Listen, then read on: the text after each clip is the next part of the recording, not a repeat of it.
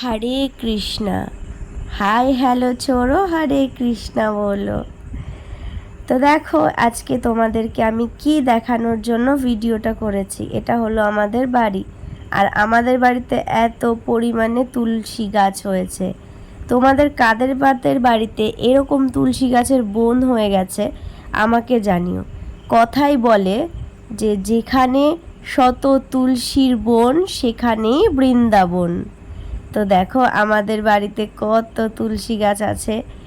তুলসী গাছের উপকারিতা কম নেই, অনেক উপকারিতা আছে, আর আমার ভালো লাগে, আর ইচ্ছে করে না সেগুলোকে তুলে ফেলতে বা কিছু।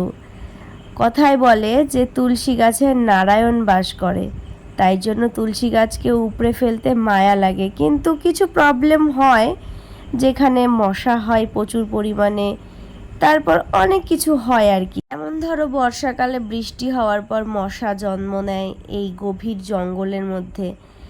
আর এটা হচ্ছে অনেক ছোটোবেলার, মানে প্রায় 1 মাস মতো আগে। এখনের গাছগুলো পুরো আমার হাইটে হয়ে গেছে, আমার থেকে একটু ছোট হবে, বাট এরকম লং হয়ে গেছে। ঠিক আছে, দেখো ফুল পাতা এত সুন্দর, মনে হয় কি সেই পুজো দিতে গেলে যেন সবই দিই, এরকম একটা ব্যাপার। তো তোমাদের কাদের কাদের বাড়িতে এরকম তুলসী গাছ আছে আমাকে কিন্তু অবশ্যই জানাবে, ঠিক আছে।